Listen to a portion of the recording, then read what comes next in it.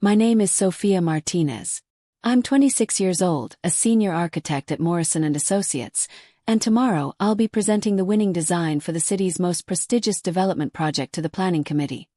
Only my own family has no idea that their disappointment is about to become the lead architect on a $50 million contract that will reshape downtown skyline forever.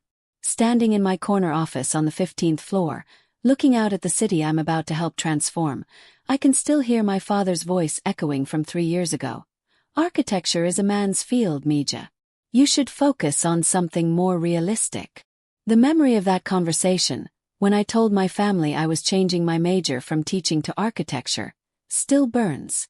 Before I reveal what made my father's jaw drop and my brother's confident smirk disappear during tomorrow's presentation, let me know in the comments where you're watching from, and hit that like button if you've ever been told your dreams were too big for someone like you. I grew up in a traditional Mexican-American household in East Los Angeles, where gender roles were as fixed as concrete and family hierarchy was sacred. Our modest 3-bedroom house always smelled like my mother's cooking and echoed with the sound of my father's construction work boots, hitting the tile floor when he came home covered in dust and exhaustion. Roberto Martinez had worked construction for 25 years, building other people's dreams while sacrificing his own body to provide for his family. My mother, Carmen, worked as a seamstress in a downtown factory, her nimble fingers creating beautiful garments for women who could afford what she'd never be able to buy. Despite their hard work, money was always tight, every dollar carefully allocated between necessities and my younger brother Diego's baseball equipment and tournament fees. Diego was the golden child from the moment he could hold a bat. 2 years younger than me, he possessed natural athletic talent that made our parents beam with pride. While I spent afternoons reading architecture magazines I found at the library, studying the clean lines of modern buildings and the intricate details of historic structures, Diego was at practice, being groomed for the baseball scholarship that would supposedly lift our family out of financial struggle. "Mira, Sophia," my father would say, pointing to Diego's trophies lining our living room mantel. "This is how you make something of yourself in America. Your brother understands what it takes to succeed." The contrast in their treatment wasn't subtle. When Diego needed new cleats, Mom would work extra shifts to afford them. When I asked for drafting supplies for a school project, I was told to make do with what we have. Every family gathering revolved around Diego's latest game statistics, while my academic achievements were met with polite smiles and quick subject changes. "Girls don't need to worry about careers," my Aunt Rosa would say during Sunday dinners. "You'll get married, have babies. Why stress yourself with complicated studies?" The only person who seemed to see me differently was my grandmother, Abuela Elena. During her weekend visits, she would sit with me while I sketched building designs and floor plans, marveling at my detailed drawings. "You have a gift, Mija," she would whisper, careful not to let the others hear. "Don't let anyone tell you it's not meant for you." Those afternoons with Abuela Elena became my refuge. In her weathered hands, she held stories of women who had defied expectations, who had built lives beyond what their families imagined possible. She had arrived in America with nothing but determination, working multiple jobs to support her children while my grandfather worked construction. "I never had chances," she told me one afternoon as I showed her a sketch of a house I'd designed. "But you do. Promise me you won't waste them because others are too scared to see what you can become." High school brought the first real conflict between my dreams and my family's expectations. While Diego's guidance counselor mapped out his path to baseball scholarships, mine suggested I consider architecture programs, impressed by my performance in advanced math and art classes. "You have exceptional spatial reasoning skills," Mr. Chen, my physics teacher, told me after I'd solved a particularly complex problem involving structural load calculations. "Have you considered engineering or architecture? You have a natural understanding of how things fit together." When I brought home college brochures featuring architecture programs, my father's reaction was swift and dismissive. "What is this nonsense?" he demanded, flipping through the glossy pages. "You want to be in construction? That's no place for a woman." "It's not construction, Papa," I tried to explain. "It's design. Creating buildings, planning spaces where people live and work." And who's going to hire a girl to design buildings? He scoffed. Be realistic, Sophia. Become a teacher. It's steady work, good for a woman. You'll have summers off for your children. The teaching suggestion wasn't entirely unreasonable. I enjoyed helping classmates with their studies, and the profession offered stability and respect. But every time I walked through downtown and looked up at the towering structures, I felt a pull that teaching couldn't satisfy. I wanted to create those buildings, to see my vision rise from blueprints to reality. Diego, meanwhile, was being recruited by several universities. The house filled with coaches and scouts, their conversations revolving around batting averages and ERAs. My parents hosted elaborate dinners for these visitors, showcasing their star athlete son while I served food and cleared plates, invisible in my own home. Your brother is going to make us all proud, Mom would tell neighbors, beaming as she described the scholarship offers. He's going to be the first in our family to graduate from a real university. The assumption that I wouldn't attend a real university stung more than she probably intended. My grades were higher than Diego's, my test scores better, but athletic talent trumped academic achievement in our household hierarchy. Senior year brought the crisis that would define my future. Diego suffered a shoulder injury during spring training that ended his baseball career and eliminated all scholarship opportunities. The devastation was immediate and complete. Our family's entire strategy for advancement crumbled overnight. What are we going to do? Mom cried, holding Diego as he sobbed over his dashed dreams. How will we pay for college now? In that moment of family chaos, I made a decision that would change everything. I had been secretly working part-time at a local architectural firm, filing documents and making copies, but spending every free moment observing the architects at work. The senior partner, Margaret Walsh, had taken notice of my interest and offered guidance. You have potential, she had told me, but you'll need proper education and training. Are you prepared to fight for it? With Diego's path blocked, I gathered every scholarship application I could find, wrote essay after essay about my passion for architecture, and submitted portfolios of my designs to programs across the state. I worked extra hours to pay application fees and kept my efforts secret, knowing my family would see them as a betrayal of their new focus on Diego's backup plans. The night before graduation, acceptance letters had been arriving for weeks. I had been accepted to 3 architecture programs, including one with a partial scholarship that would make attendance financially possible. But I had also been accepted to the local state university's education program with a full scholarship covering tuition and fees. The family meeting to discuss my future felt like a trial where the verdict had been predetermined. The teaching scholarship is a blessing, my father announced. Full tuition and you can live at home to save money. It's perfect. But what about architecture? I asked quietly. I got into the program at state with some financial aid. Some aid isn't enough, he replied firmly. We can't afford to gamble on your hobby when Diego needs support getting into a business program now that baseball isn't working out. The familiar pattern reasserted itself. Even with his athletic dreams shattered, Diego remained the priority. My architectural aspirations were still considered secondary, frivolous, unrealistic. Teaching is a noble profession, Mom added gently. You'll have job security, benefits, respect in the community. Why risk everything on something so uncertain? That night, lying in bed and staring at the ceiling, I made the hardest decision of my life. I would accept the education scholarship, but I would find a way to pursue architecture simultaneously. If my family wouldn't invest in my dreams, I would create my own path. The next morning I called Margaret Walsh and explained my situation. I understand, she said after listening to my plan. You're not the first talented person to face family resistance. Here's what I can offer. Part-time work that accommodates your class schedule, mentorship to help you transition into architecture, and connections to graduate programs when you're ready. College began with a double life that would define the next 4 years. Officially, I was an education major with a specialization in mathematics. Unofficially, I was auditing architecture courses, working at the firm, and building a portfolio that would eventually become my ticket to graduate school. My days started at 5 a.m. with architectural history readings before education classes. Afternoons were spent at the firm, initially filing and organizing, but gradually taking on drafting assignments under Margaret's supervision.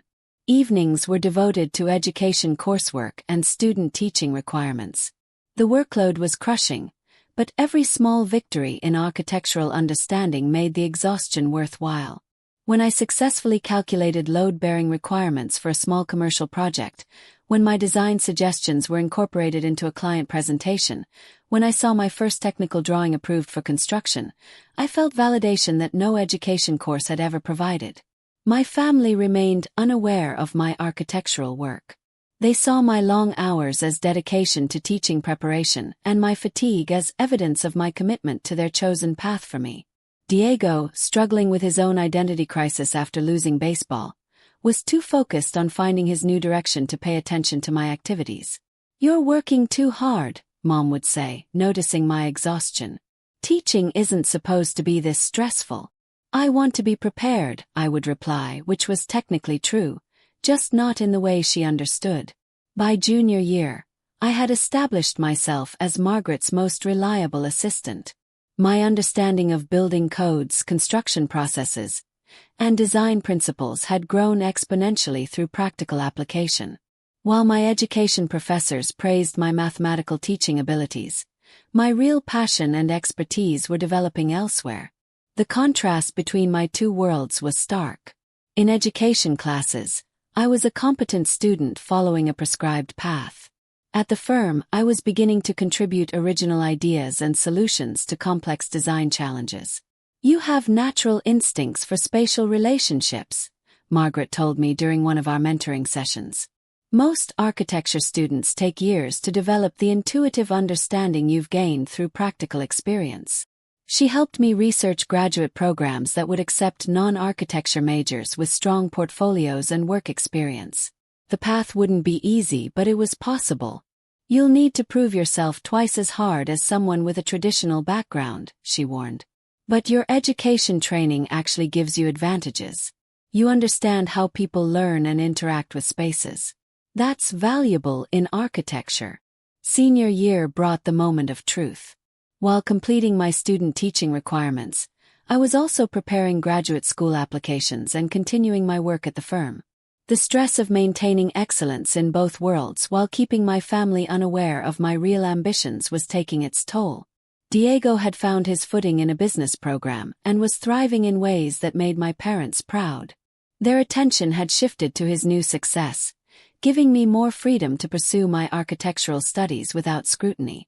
"Look at how well both our children are doing," Dad would tell relatives. "Diego will be a businessman, Sophia will be a teacher. Good, stable careers." The assumptions about my future had become so fixed that they never questioned my long hours or technical knowledge I occasionally displayed when discussing building renovations or space planning. In February of senior year, Margaret approached me with an opportunity that would change everything. "We've been selected as one of 3 firms invited to compete for the new Downtown Cultural Center project," she announced. "It's the biggest commission this city has seen in decades. I want you to be the lead designer on our proposal." The magnitude of the opportunity was staggering. The cultural center would be a mixed-use development combining performance spaces, galleries, restaurants, and residential units. It would reshape the downtown skyline and become a landmark for generations. "But I'm not even officially an architect," I protested. "You will be," Margaret replied confidently. "Your graduate school applications are strong, your portfolio is exceptional, and your understanding of community needs from your education background gives you insights other designers lack. This project needs someone who understands how spaces serve people, not just how they look impressive." Over the next 3 months, I poured every spare moment into the cultural center design. The project consumed me, demanding everything I had learned about architecture, community planning, and human psychology. I created detailed drawings, scale models, and presentation materials that represented the culmination of my secret architectural education. Meanwhile, my student teaching was concluding successfully. My supervising teacher praised my innovative methods for teaching mathematical concepts through architectural examples, never realizing that my expertise came from professional experience rather than textbook study.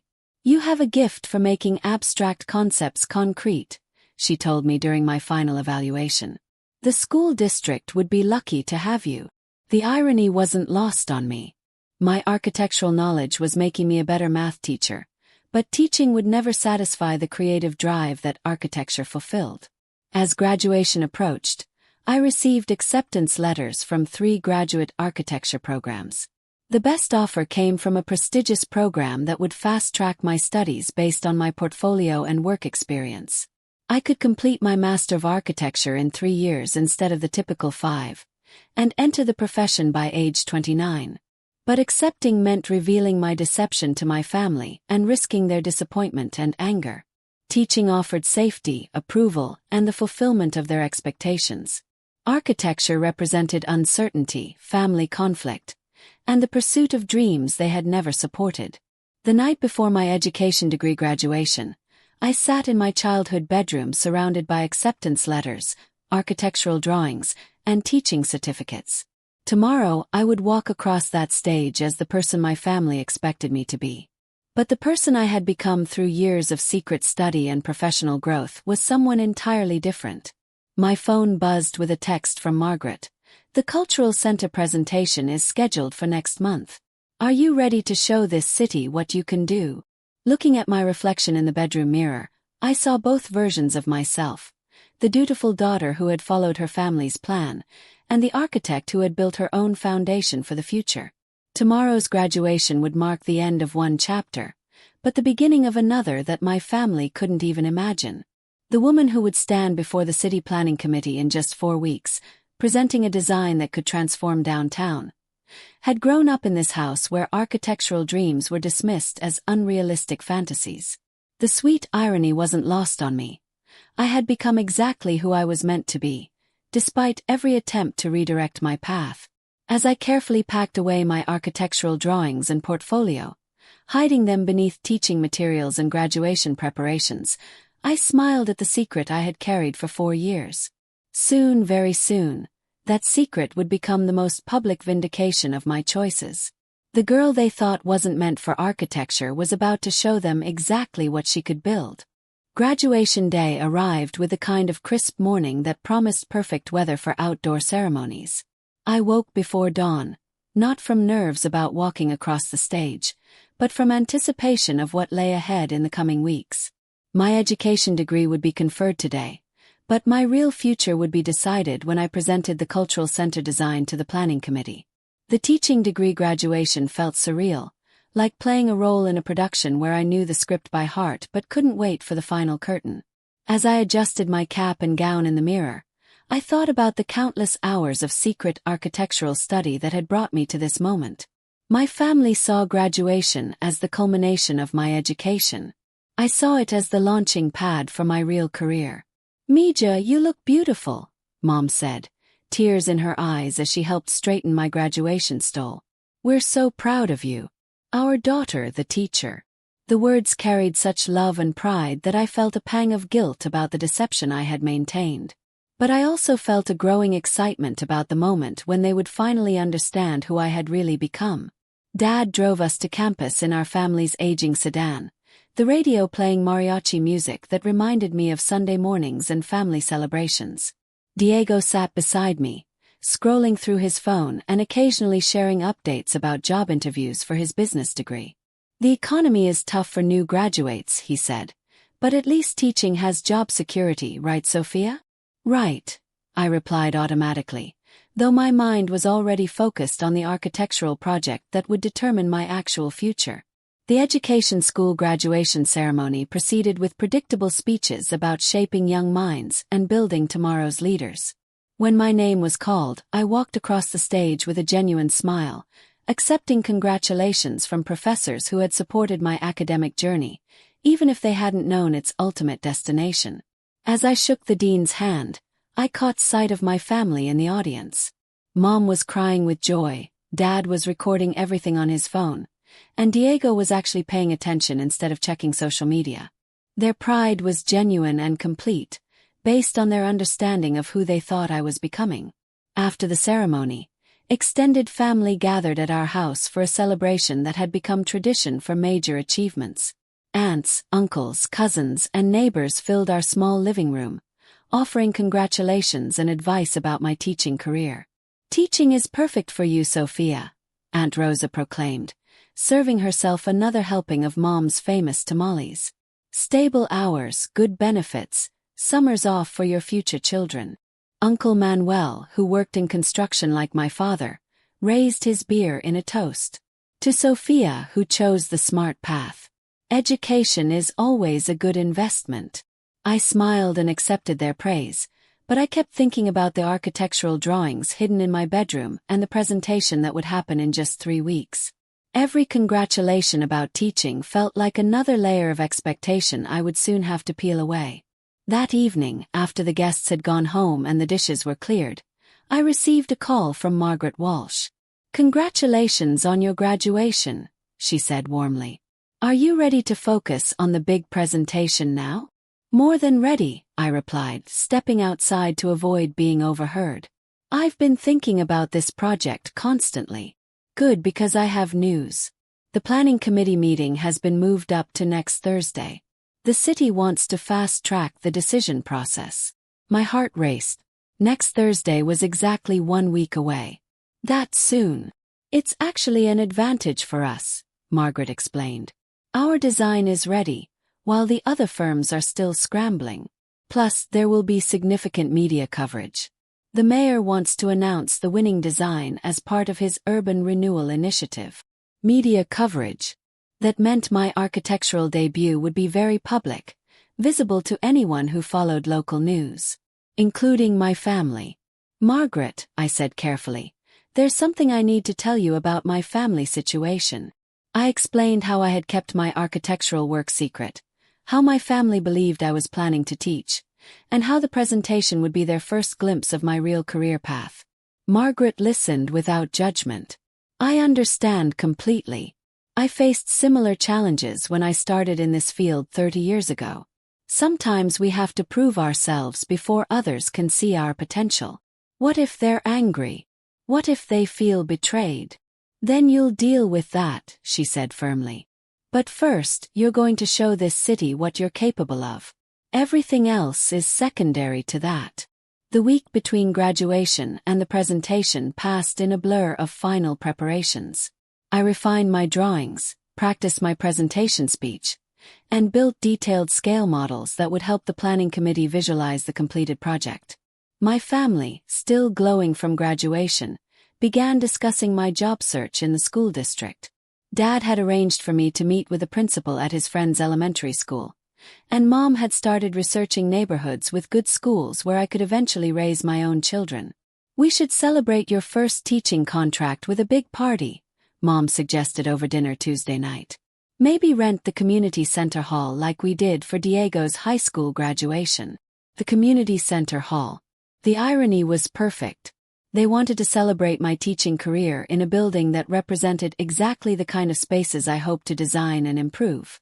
"Let's wait until I actually get a job offer," I replied diplomatically. Wednesday evening, I received an unexpected visit from Abuela Elena.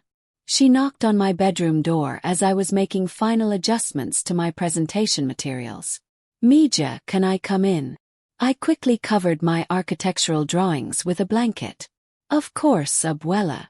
She entered slowly, her arthritis making movement painful, and sat on the edge of my bed.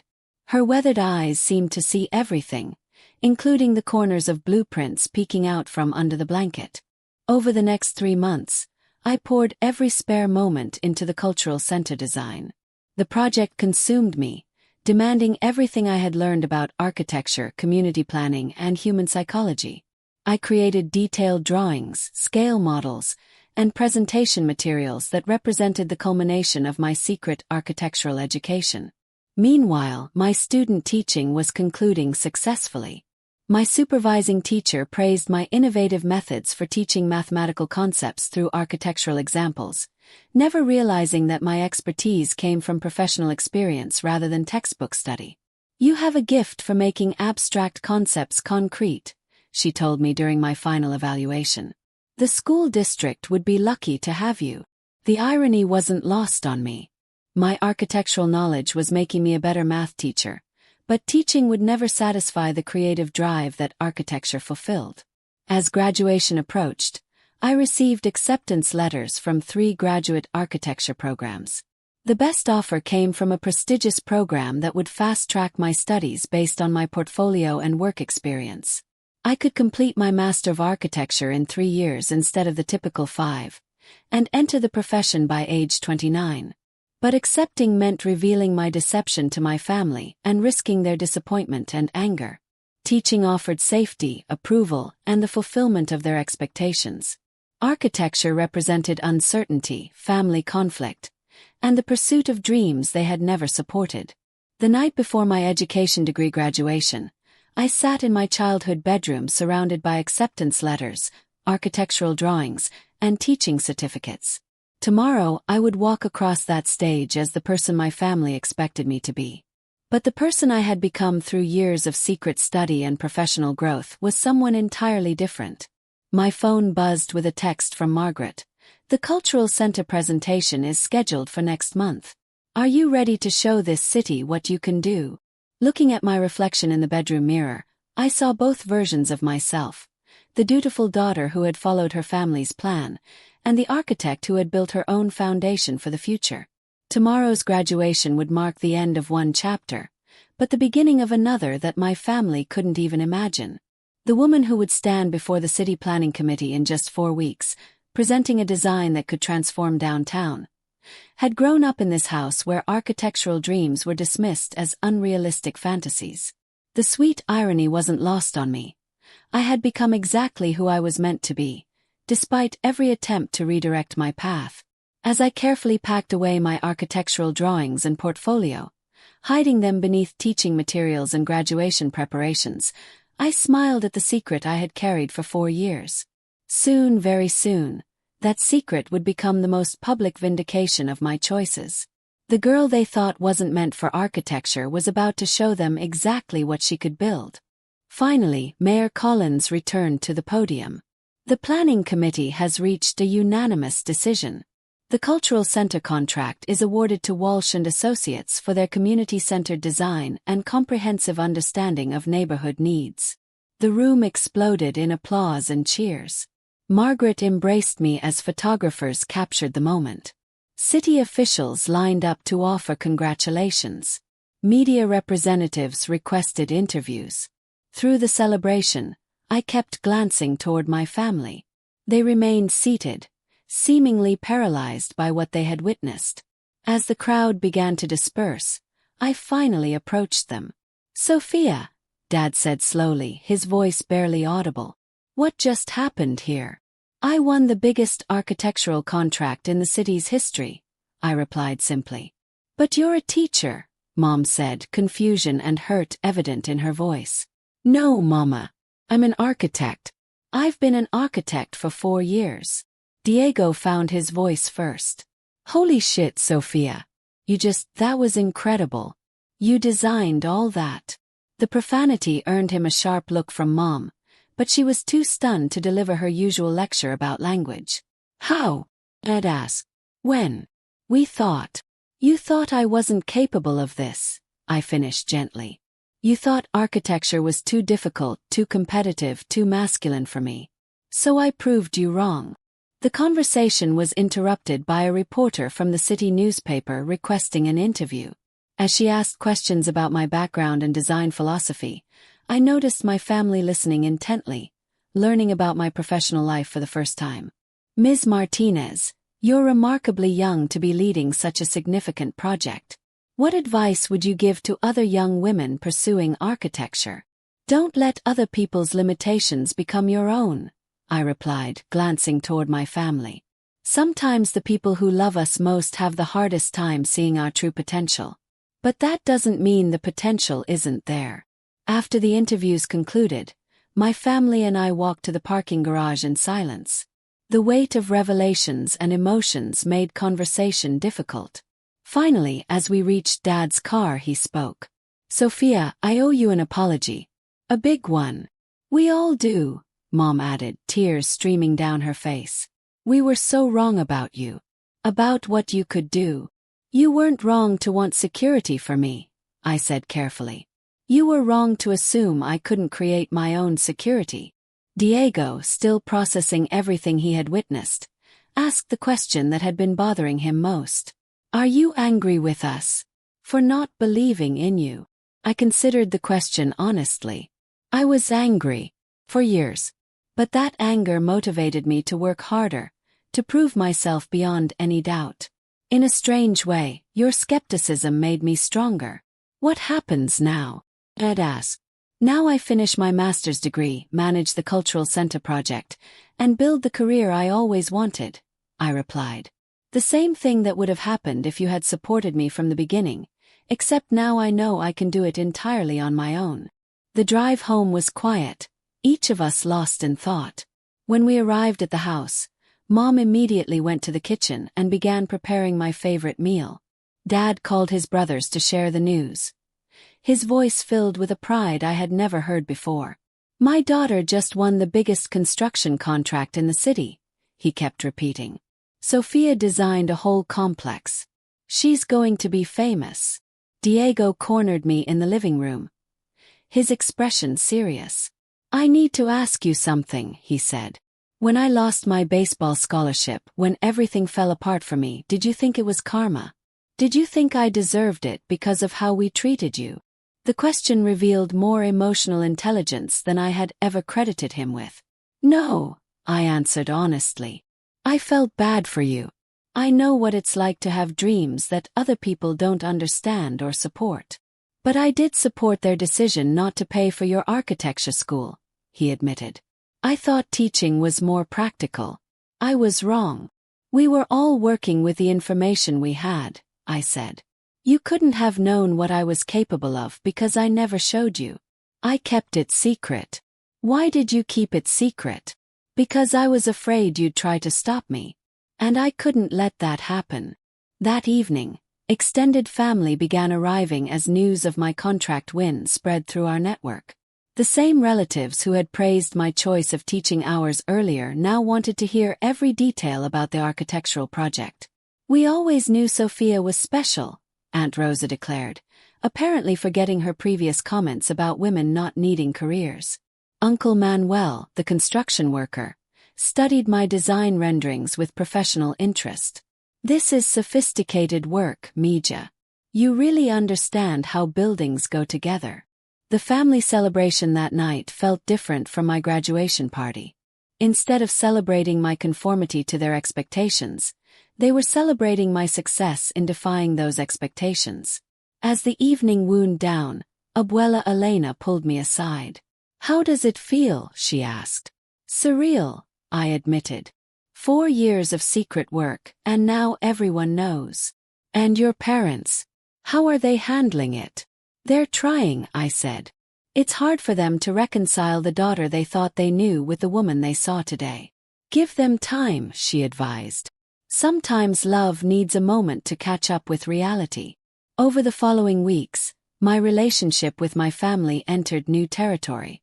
Dad began asking technical questions about construction methods and materials, genuinely interested in understanding my work. Mom started collecting newspaper articles about the Cultural Center project, creating a scrapbook of my professional achievements. Diego surprised me most of all. He enrolled in architecture appreciation classes at the community college, explaining that he wanted to understand my field well enough to have meaningful conversations about my career. I've been the center of attention in this family for so long, he said during one of our coffee meetings. I never realized how that affected you. I want to be a better brother. The Cultural Center project progressed through design development and permitting, each milestone covered by local media and celebrated by the community. As the lead architect, I found myself becoming a public figure, invited to speak at professional conferences and women's organizations.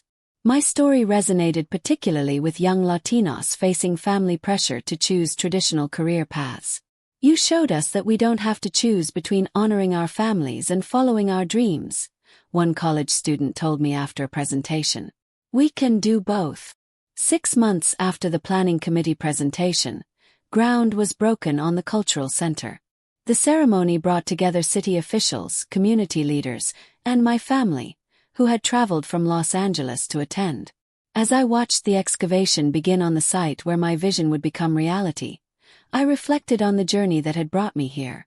The girl who had been told architecture was too difficult, too competitive, too masculine had designed a building that would serve her community for generations. "You did it, Mija," Dad said, standing beside me as we watched the construction crews work. "You actually did it." "We all did it," I replied. "Even when you couldn't see it, you raised me to be strong enough to pursue this path." "I'm proud of you," he said simply. "I'm sorry it took me so long to say that. The sweetest revenge isn't proving your doubters wrong. It's growing beyond the need for their validation while maintaining love for the people who couldn't initially see your potential." My family's skepticism had motivated me to build an unshakable foundation for my career, but their eventual pride made the success even more meaningful. Today, as I watch the cultural center take shape, I think about the young women who will walk through those doors and see that someone like them, someone whose family didn't initially believe in her dreams, created the space where they're standing. That legacy means more than any architectural award ever could. The girl who wasn't supposed to be capable of architecture is now reshaping the skyline. And sometimes that's exactly the kind of revenge that transforms everyone it touches. If this story resonated with you, if you've ever been underestimated by people who were supposed to believe in you most, share your own journey in the comments below. And remember, sometimes the limitations others